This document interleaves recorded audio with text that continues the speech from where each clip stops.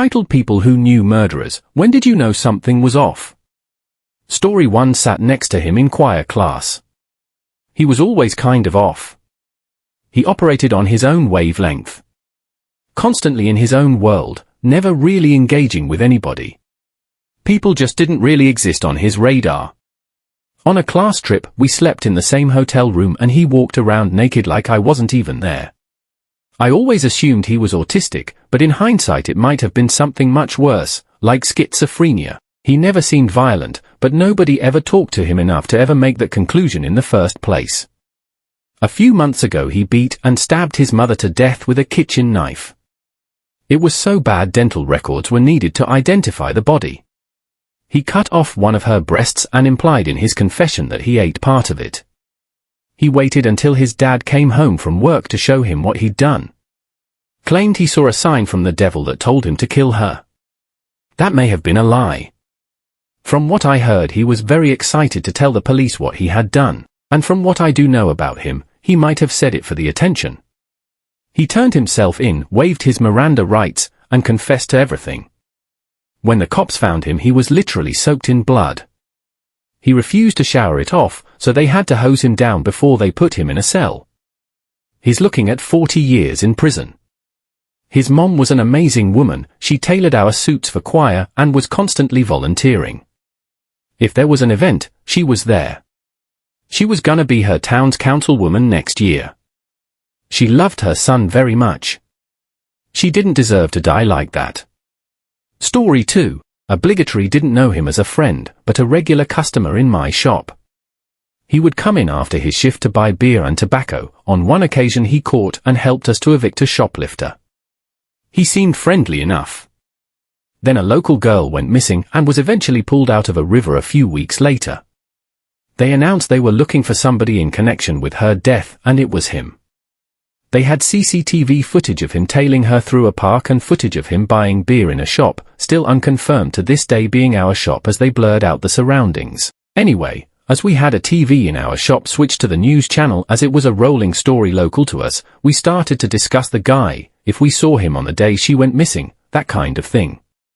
We hadn't, but it was at that point when one of my staff, a young girl, who had previously said to management that she didn't want to work the closing shift anymore because there was too many creepy men around, told us that he used to stare at her when he came into the store in a way that made her uncomfortable enough to not want to be on the floor when he came in. They never got to question him about the murder, as he was found dead in a local park a few days later. He'd hung himself. Story 3. I went through primary and high school with a guy in the year below me who seemed a little distant. We lived near each other and caught the bus from the same stop. He was a bit of a bully, but it was something more. Like you could tell he wasn't a bully because he was hurting inside or because he felt threatened in some way. He was a bully because he did what he wanted to do and didn't realize that it hurt other people. Like the kind of kid who enjoyed pulling wings off flies. Not long after I left my hometown, I heard that he had been charged with the murder of a 2-year-old. Apparently his girlfriend at the time left her daughter with him for an hour or so while she ran an errand. He couldn't deal with the toddler crying anymore, so he beat her. He caused severe internal bleeding and she died in hospital not long after.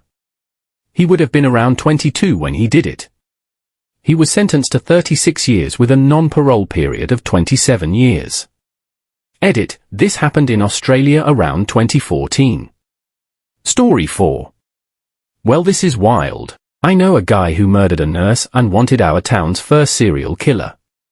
He bought a murder kit online and stabbed her over 50 times. Let's call him Steve. I knew him through Scouts. Now, to preface, our Scout troop was pretty laid back. We didn't tend to bother with badges and the 2 troop leaders were pretty cool guys. Mostly we played silly games like crab football, built catapults to fire stuff across the hall at each other, etc. You get the picture. We were a little bit a gang of misfits. But Steve was really weird. First time it came out was when he would do this thing where he'd get his butt out and dance around. At first it was like outrageous and funny, and he kept getting told to stop. When he kept doing it got a bit annoying, none of us were keen to see his bare ass, then it got boring. Then just outright weird when it's not remotely funny. No one wanted him to do it and he continued. He also used to bring in printouts of super gross porn, obviously confiscated and thrown away. Again, he was clearly trying to gross people out for his amusement. A few times he was suspended for a week or so, but given we were quite laid back and the troop leaders were good guys, they probably couldn't bring themselves to bin him off completely. It was a long time ago, so I can't recall all the details, but I recall him being quite childish in mentality, but also very creepy. When I found out, I was shocked, but not surprised. Then I remembered I'd played hide and seek in the dark with this guy, in a hall with a kitchen full of knives. Story 5. I moved to a new town when I was 19 and was making new friends at my new job. I met this girl at work and she invited me over to hang out with her and her best friend. I went and the best friend's boyfriend was there and the vibes were way off. I was uncomfortable. He was cold and just seemed angry for no reason. They had mentioned to me before he got there that he was always controlling and had hit the girl before. Turns out controlling was an understatement. She came home one day and he was digging a hole in the backyard and she asked what he was doing and he replied, "Digging your grave." He hit her, said if he can't have her, nobody could have her, all of that. So eventually she left him and had to get a restraining order and everything. He somehow persuaded her to get in a car with him on her work break and they went missing for a few days. Turns out he stabbed her to death, threw her in a river and killed himself. I met the girl only a few times and him only the once, but the face that I was in such close proximity to someone capable of that gives me chills. She was so young, it was really sad. Story 6. When he said there was a teenager, his mother and his stepfather lived around the corner from me. My mother knew them better than myself, but we all thought they were lovely. A couple of years ago the son went to the hospital several times asking for help. He claimed he had voices telling him to kill his stepfather, but each time he went he was released and told to come back. They would give an appointment. A few weeks later, during a small argument, he stabbed his stepfather to death in the front garden. He turned himself in the next day, and wasn't convicted as he sought help before it happened. Instead, he got the treatment he needed. Edit, I see a lot of people wondering if it might have been a defense to planned murder. It wasn't. The way he was killed, and how the son acted after removed any doubt. Story 7. I knew a guy who killed his dad with a baseball bat, found not guilty. I met his dad when he came into the bar I worked at. He was a nightmare. He would squeeze people's hands when he shook them. He and his son were both boxers, and the dad was really rough with him apparently. The day he was found not guilty, he sent a text to someone at the bay saying, "I told you I would get off." Story 8. I worked in a food court in my early 20s. This family would come in pretty regularly. The family stuck out because they were giants.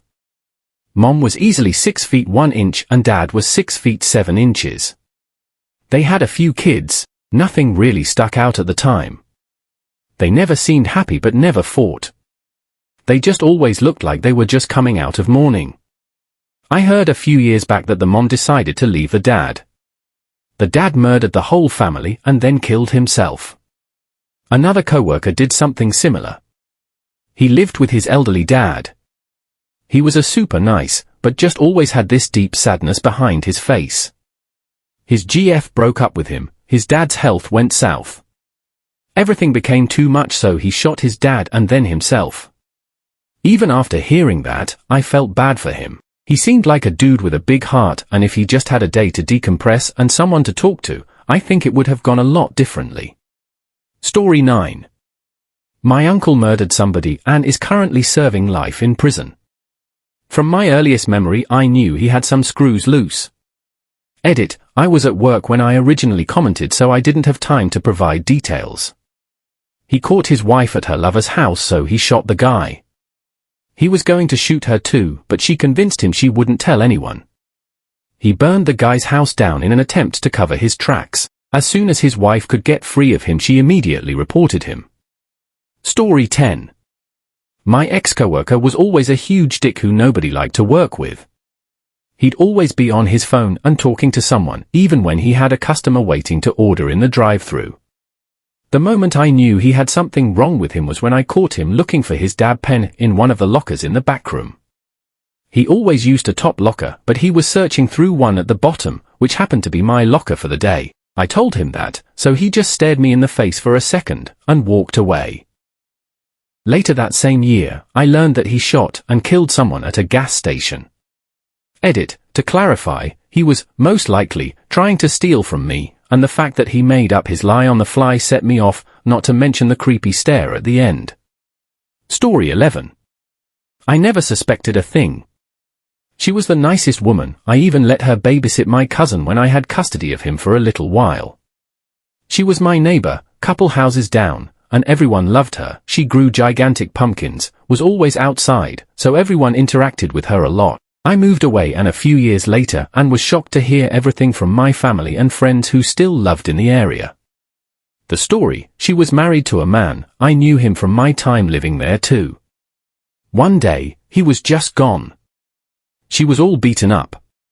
She said he beat her up. We always suspected this happened before this incident, and had left her because he got a woman pregnant a few towns over. We never heard from him again, but didn't really have a reason to. She would mention every once in a while that he was still harassing her, and was even beat up on another occasion after his disappearance. He was self-employed and didn't really have any family. No one suspected anything. 3 years later she was dating another man. While dating this man, the police had been investigating her for stealing money from the grocery store she worked at. They went to the boyfriend's cabin, where they both were, to arrest her. She came to the door, said, "Okay, let me go put on some clothes." The police waited at the door. I obviously wasn't here for this part, so this is what I hear. The police then hear 2 gunshots. They run inside and she had poured gasoline and set the house on fire, then shot her dog, then herself. It took some time to get the house fire under control. Once they did, and began investigating, they found another body in the basement that didn't die in the fire, but several days earlier.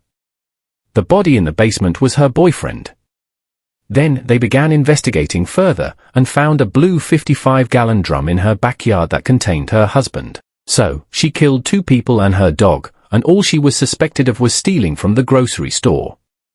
Edited to clarify that the body in the basement was the boyfriend, and to correct the time frame between the husband's disappearance and her dating the boyfriend. I fact-checked with the news article. I was way off on the time frame originally. Story 12. The murderer I know was more of an acquaintance or casual friend. He lived down the hall from me and we hung out sometimes, but not like just the 2 of us. Still, we'd chill at each other's place regularly. I passed him one day in the stairwell and I said hi. He said hi back, but called me by the wrong name. He was really distracted and kind of awkward.